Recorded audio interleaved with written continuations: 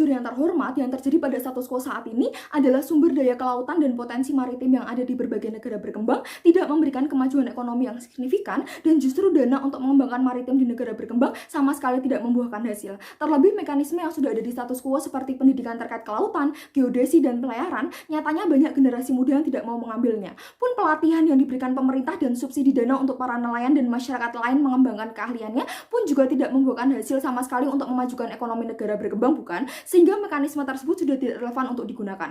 Oleh karena itu, kami meyakini keadaan di status quo saat ini problematik. Mengapa hal ini problematik, Dewan Juri yang terhormat? Yang pertama, menciptakan kemunduran ekonomi. Dewan Juri yang terhormat, pahami bahwa di status quo saat ini, ekonomi biru sebagai ekonomi ekstraktif jelas telah gagal untuk menciptakan ekonomi yang lebih baik. Mengapa demikian? Sadarilah bahwa ekonomi maritim di negara berkembang yang seharusnya memiliki sumber daya manusia yang cakap terkait maritimnya belum ada. Lihat bagaimana generasi sumber daya manusia saat ini justru memiliki passion untuk meningkatkan ekonomi digital, yang mana saat ini banyak generasi yang memunculkan startup, bukan? Oleh karena itu, dengan sumber daya manusia terkait maritim yang tidak menguasai dengan cakap, maka ketika memajukan ekonomi biru sekalipun dengan dana yang digelontorkan sangat banyak oleh negara, maka sama saja tidak berarti untuk memajukan ekonomi negara berkembang. Dua, tidak memenuhi interest negara berkembang. Dewan Juri yang terhormat, kami memahami memang negara berkembang dengan potensi maritim yang sangat unggul harus dimanfaatkan dengan baik. Namun mari kita lihat kenyataan di status quo apabila strategi ekonomi buruh dilaksanakan. Apakah hal ini dapat memenuhi interest negara berkembang? Apakah strategi ini dapat memajukan perekonomian negara di mana hal ini sesuai dengan interest negara berkembang?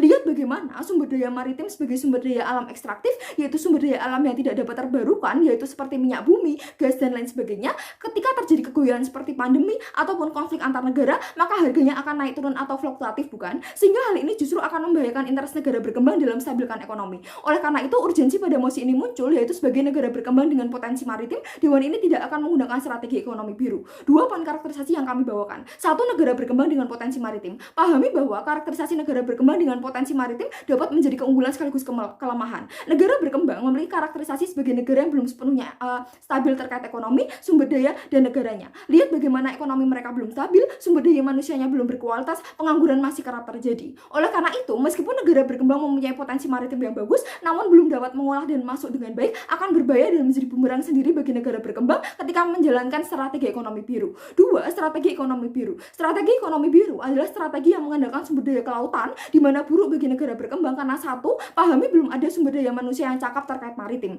Dua, negara akan rugi ketika menggelontorkan uang untuk ekonomi biru karena pahami dengan mengandalkan sumber daya laut ketika ada kegoyaan menciptakan kerugian yang sangat besar akibat fluktuatif yang terjadi. Oleh karena itu, kami sebagai tim pemerintah setuju terkait mosi tersebut dengan tujuan besar dari tim kami untuk menciptakan dan memajukan ekonomi di negara berkembang yang lebih baik. Apa mekanisme yang kami bawakan? Satu, meskipun potensi maritim di negara berkembang bagus, kami tidak akan menggunakan strategi ekonomi biru. Dua, lihat saat ini ketika ingin memajukan ekonomi, kita harus melihat apa yang menjadi tren dalam perekonomian. Apakah saat ini mengandalkan ekonomi biru? Apakah saat ini mengandalkan ekonomi konvensional? Apakah saat ini mengandalkan ekonomi digital? Tiga, maka dari itu sebagai negara berkembang, kami percaya lebih baik menggunakan model strategi ekonomi digital. Lihat bagaimana negara-negara saat ini menggunakan aktivitas ekonomi digital, bukan? Lihat bagaimana Singapura perekonomiannya lebih stabil dengan memanfaatkan peran digital dan teknologi bagi ekonominya.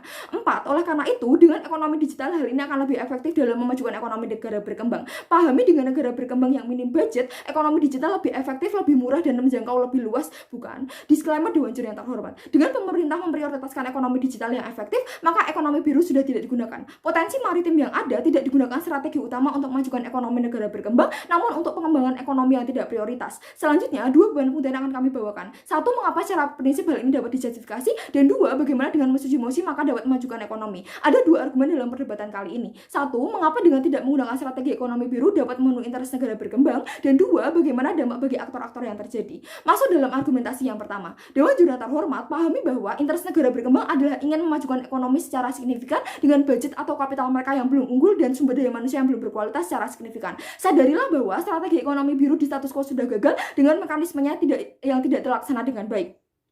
Oleh karena itu, mengapa di sisi kami dengan mekanisme yang kami laksanakan hal ini lebih dapat dijustifikasi, yaitu dapat memenuhi interest negara berkembang dalam memajukan ekonomi. Satu, kami menginginkan untuk negara berkembang mengikuti arus yang ada dalam artian condong ke ekonomi digital. Lihat bagaimana negara Singapura, negara Amerika Serikat dengan kemudahan keefektifan ekonomi digital, hal ini lebih dapat memajukan ekonomi, bukan? Oleh karena itu, lihat bagaimana perkembangan ekonomi digital saat ini ketika masyarakat justru masuk dalam ekonomi digital akan lebih baik. Contoh, ketika mereka membangun startup dalam negara berkembang, maka hal ini dapat memenuhi interest negara berkembang dalam memajukan ekonomi ekonomi dan sumber dayanya pula. Sadari bahwa dengan masuk dalam strategi ekonomi digital, banyak generasi muda saat ini lebih tertarik, bukan? Pun ketika hal ini menyebabkan pengangguran yang lebih tinggi di negara berkembang, kami katakan tidak. Selain startup yang bisa dikembangkan dalam ekonomi digital, lihat tren saat ini negara berkembang contohnya Indonesia, meskipun potensi maritim tidak dijadikan prioritas sebagai strategi ekonomi buruk, hal ini lebih dapat memajukan ekonomi. Lihat masyarakat kecil-kecil berjualan online membuka usaha menciptakan peluang UMKM yang bagus, bukan? Oleh karena itu, dengan kesuksesan para UMKM, maka mereka dapat menciptakan peluang tenaga kerja, sehingga justru di sisi kami dengan memajukan ekonomi yaitu dengan strategi digital lebih dapat membantu masyarakat untuk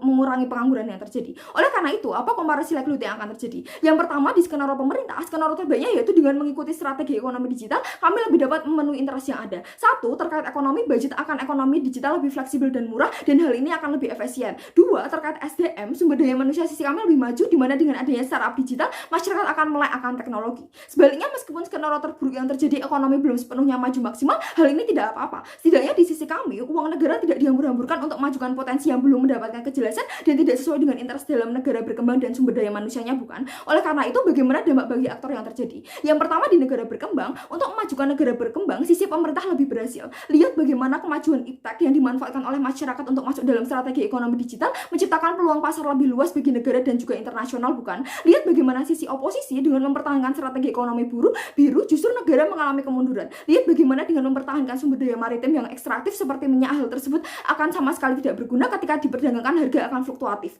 Dua, terkait maritim, sisi pemerintah memiliki ekonomi digital pun juga lebih dapat menjaga maritim yang ada, lebih dapat meminimalisir terjadinya eksploitasi sumber daya maritim yang berlebihan. Sisi oposisi, apakah bisa menjamin dengan masuknya dalam strategi ekonomi biru dapat memastikan tidak ada kekurangan sumber daya maritim nantinya, dapat memastikan sumber daya maritim akan tetap lestari sampai generasi selanjutnya. Tiga, terkait sumber daya manusia, sisi pemerintah lebih maju. Dengan mengikuti ketertarikan generasi di era digital, maka strategi ekonomi digital lebih dapat dikembangkan secara efektif, sehingga sisi pemerintah, sumber daya manusia akan lebih maju dan berkembang, mereka lebih adaptif akan era teknologi saat ini. Sisi oposisi, tidak akan ada terkait ketertarikan generasi terkait digitalisasi. Lihat saat ini akan terjadi sumber daya yang mengalami kemunduran, di mana akan terus-terus dalam konvensional maritim, bukan? Sehingga eksklusivitas terkait memajukan ekonomi dalam negara berkembang berada di sisi kami sebagai pemerintah. Bangga sebagai tim pemerintah, saya tutup, terima kasih.